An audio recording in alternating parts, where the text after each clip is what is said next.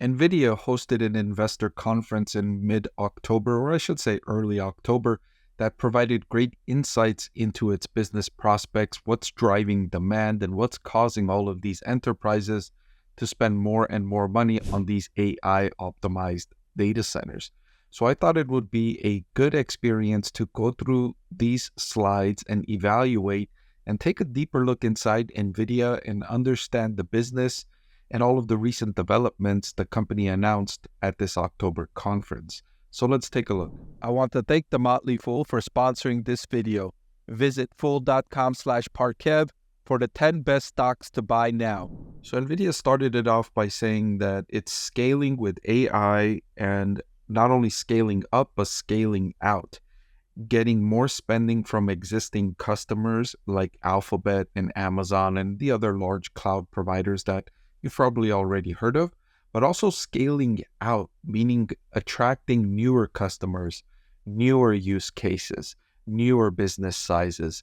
And that's going to be the next leg for Nvidia. So Nvidia's chips and supply chain expanded significantly in 2024, and still demand continues to exceed supply. So they scaled up their ability to deliver, meaning increased manufacturing capacity. And even with that significant increase in manufacturing capacity in 2024, demand continues to exceed supply. And that's great news for Nvidia stock investors, right? And part of the reason for that, as we're going to see, is as Nvidia is investing and innovating, it's creating new use cases, and the innovation is making it more attractive to more businesses and more use cases, which is creating this positive virtuous cycle so far that's feeding on itself and driving this success for Nvidia. So Nvidia is saying that Blackwell platform is in full production, which is great news because remember, there were some rumors that it was going to be delayed by several months and it was going to have difficulties, but here we are in October and it's already in full production. Some analysts were expecting this to get into full production later in the year, but here we are, full production. That's great news. And Nvidia is saying that they're, reiterating this theme that they've been talking about now, is that every year they're going to update this technology. So this year it's the Blackwell platform that's in full production. Next year they've already announced it's going to be the Rubin technology that's going to exceed the Blackwell technology. And the year after that, it will be something else. So they're confident that every year they can innovate and provide upgrades to this technology. So right now we have $1 trillion of an installed base of general purpose CPU data center infrastructure. That's transitioning to accelerated computing, AI factories. And these new AI factories, they're going to expand the data center footprint to $2 trillion. So there's going to be an estimated $1 trillion of spending on these new AI factories because they are so much better than these traditional data centers at the current use cases. And so it lowers the total cost of ownership for these enterprises that have the traditional data centers. It's a no-brainer for them to switch to these accelerated data centers. It's an absolute no-brainer decision because it lowers their total cost of total cost of ownership. So of course they're going to pick that. It's a lower total cost of ownership, no-brainer, right? And that's not even considering the newer use cases, the competitive advantages that it could add to the enterprise employing these newer AI factories. So something that has not yet been fully developed is sovereign AI, and slowly countries are awakening to the need to treat its data as a national resource and AI factories as an essential national infrastructure. Now, I'm not hearing talk about the military applications of artificial intelligence, but unfortunately, that's the direction I feel this is heading. Countries are going to not want to be left behind if another country, a rival, an adversary, is employing artificial intelligence to improve their military capabilities. They're not going to want to be left behind.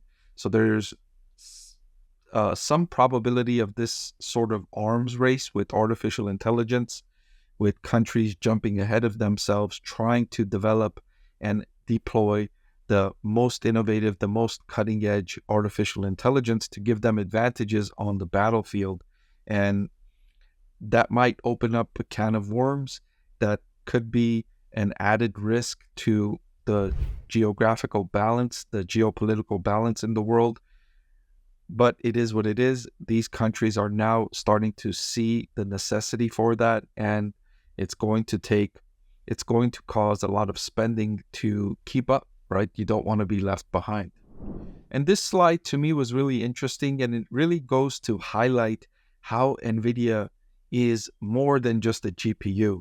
And I think most investors have come to understand this by now, but in the early days of NVIDIA's success, I would say 2023, early 2023, there was this misconception that NVIDIA was primarily or only just the GPU, right?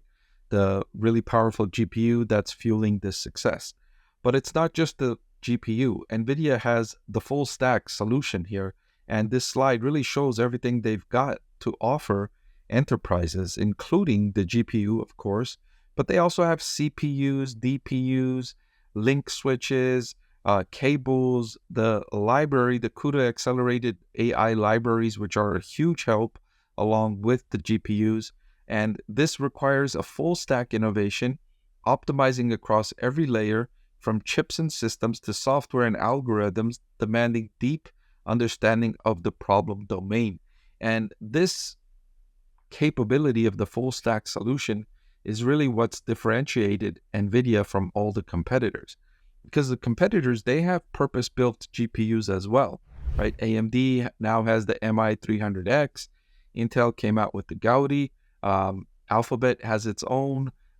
They call it the TPU. Amazon has its own. And so there's GPUs out there, or chips out there that can perform these accelerated tasks, but there isn't a solution like NVIDIA's with the full stack offering that makes it so much more attractive to build into your ecosystem, because NVIDIA gives it to you all set up already. And speaking about the libraries more deeply, NVIDIA's CUDA libraries encapsulate NVIDIA's engineered algorithms that enable applications to be accelerated on NVIDIA's installed base.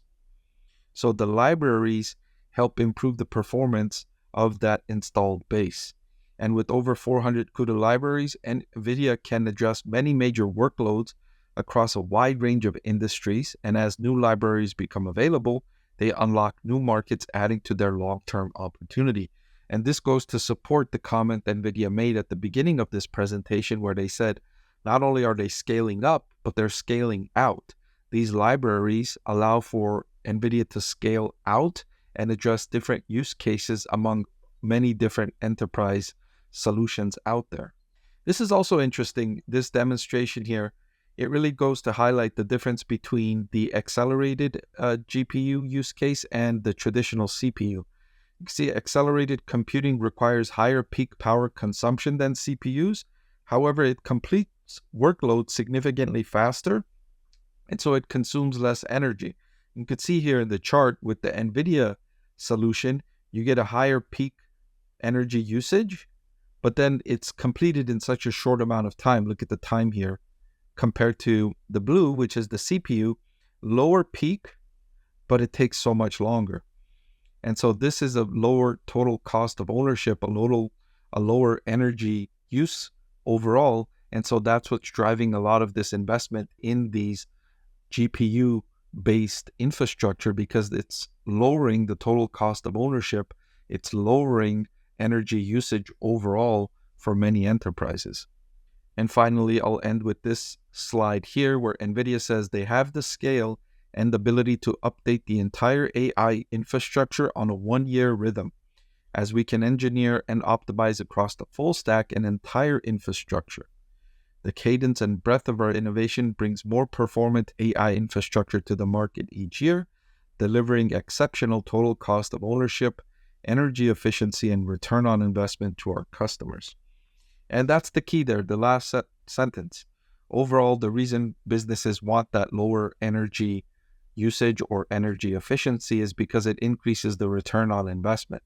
If I'm a business and I can spend $1,000 on Nvidia solutions and it's going to save me $1,500, that's a 50% return on investment in a short period of time. It's a no-brainer decision for me to go ahead and invest in this solution. That's the area we find ourselves in right now with the AI data center investment. It's still such a great return on investment that it's a no-brainer. It won't stay like this. The market will adapt, prices will increase, and the new equilibrium, perhaps not this year, maybe not even next year, but starting maybe in 2026, the new equilibrium will no longer make it such a no-brainer decision.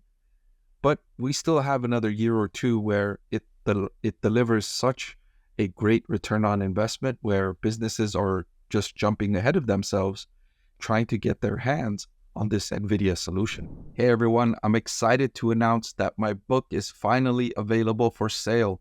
I've been working on it for more than a year now, so I'm really excited to finally share this with you now. It goes through my framework for evaluating stocks. Some of you often ask why I like this stock or why I like the other stock. And this framework provides you the things that I look at when I'm evaluating stocks. I've added the link in the description below.